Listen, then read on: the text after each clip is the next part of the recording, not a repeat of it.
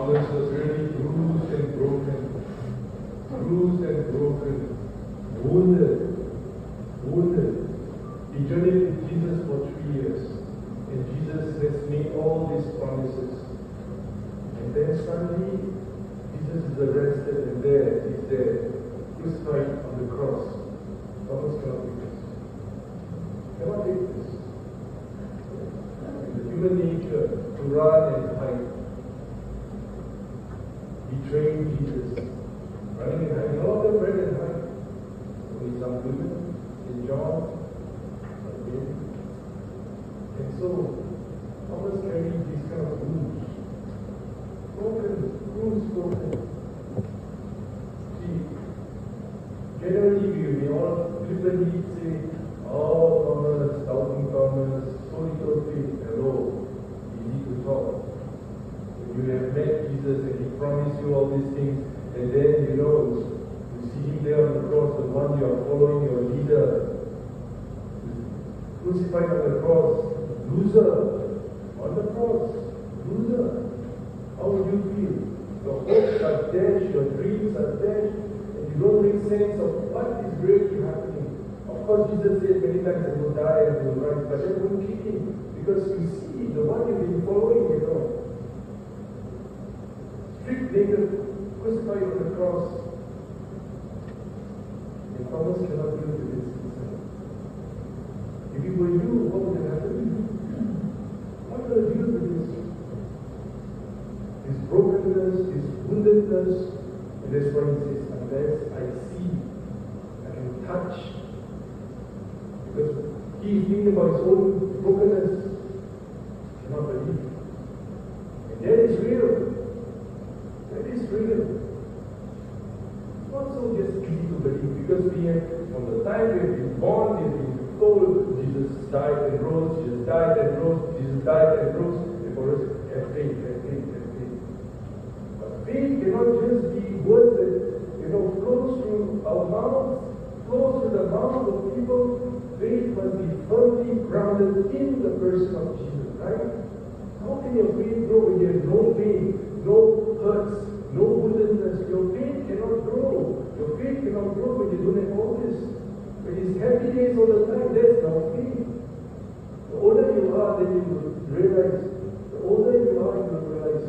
She just now asked the boys to pray a prayer. And the prayer was, I'm not making fun of them. In the prayer, they came out with the words, Jesus, I love you with all my heart. And I said, you really love Jesus with all your heart? And they all with one voice said, yes. Then you will say, little do they know whether they really love Jesus with all their heart. I say, you don't listen to your mommy, you don't listen to your daddy, you don't listen to your homework, your life, this is common things, Yeah. See, but you cannot connect these people to that. Loving Jesus is just, love you, Jesus, I love you, Jesus. And this can be the same for us. I love you, Jesus. But what does it mean to say, I love you, Jesus? When people just say, Thomas, hello, doubting Thomas is a saint, Yeah, so the brokenness and the woundedness and the pain and all these things are there. And so to touch Jesus is to have Him healed.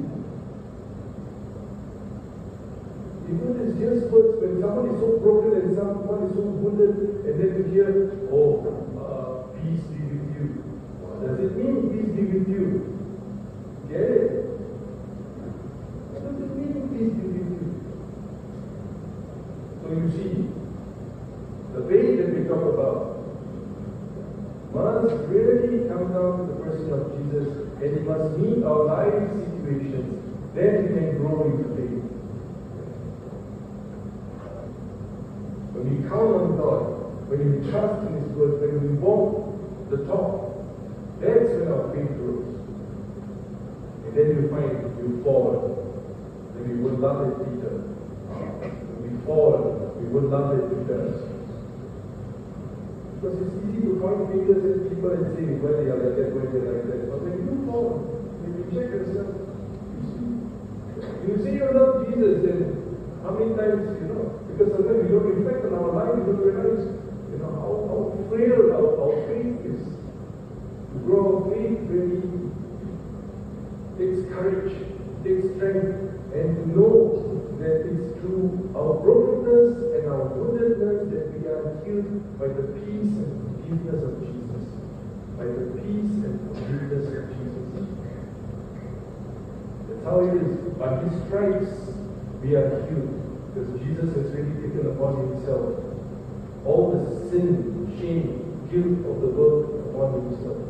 And then we must be able to have the courage to marry our lives with His, to offer up our pains and our worries and our concerns and our hardships, and to walk with Him in spite of all that is happening, to walk in faith with Him and to keep on trusting Him. That's how it's meant to be. Because Jesus we cannot see, but we can see one another. We are all wounded and broken people. We are all wounded and broken people. Though we have faith, we are still wounded and broken people. Yeah. And that's how we are called to exercise patience with one another. Love and care, concern and compassion. Even so, we have our good days and we have our not so good days. That is the reality. And then we take it to prayer, this is in reflection, and that's how we grow. I can be a better version of myself. And to know who we draw our strength and our life from God. And so St. Thomas becomes a blessing for us because he exemplifies what the human condition is like. Unless I see it, I cannot take it. I cannot take it. It's like grief. Someone dies and all that. You would overcome that grief. And then at the same time, it's going to heaven, go on home to be with God, and the human condition is like this.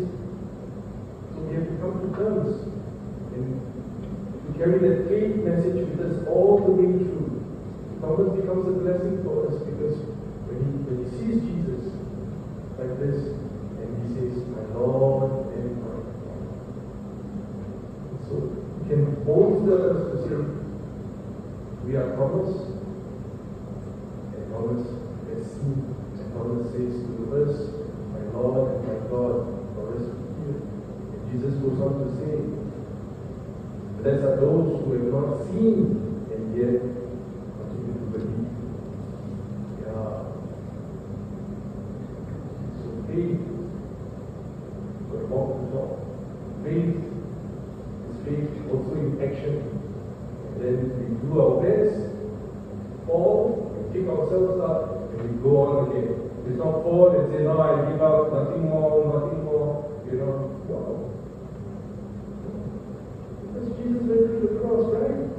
So when we have our crosses, it's not to throw away our crosses and take shortcuts.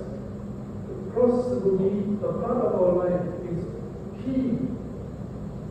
I don't know run away from it because he says, "Pick up your cross and follow me." You cannot say, "Throw away my cross." It's to ask the Lord to give us His courage and strength to carry our crosses. No Good Friday. No Easter Sunday. So it's through the cross that we will meet the resurrection.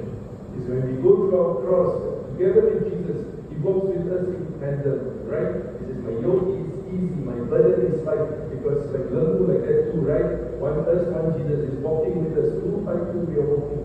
That's all the faith that is carrying us through. Then we can see the light. That's when we can be enlightened like this. So you look into your life, the times you grow, those times when you've gone through difficulty and problems and hardships, and the Lord was there. Only when you look back, then as you go through the pain, you may not see the hand of God. But when you look back and you reflect, He was there, wasn't He? Yes. He was there all the time. And so He is with us. We are the body of Christ. When we are baptized, okay, we are on the first reading we hear. He lives in us. So let us bring our faith together and say we are all still work in progress. We are heading for our true home. Our true home is in heaven. But in the here and now, we have our lives to live. And we must continue the journey. It's not finished yet. Whatever family you're born into, whatever work situation you are in, whatever relationship and problems that you have, every family has got this part and parcel of our life. But the Lord is with us. I will be with you. I will be with you till the end of time. Yeah? So, He himself to us, his body and his blood, his soul and his divinity. And so we should be encouraged by this, that the Lord is for real in my life. And all my pains and my brokenness, I lift it up to him with every Eucharist, in faith, in hope, in trust. Don't know how, Jesus, but you see me through. Don't know how, Jesus, but you see me through. That's how it's going to be every day of our lives. That's why we need His Word. We need His Word, so that we can hold on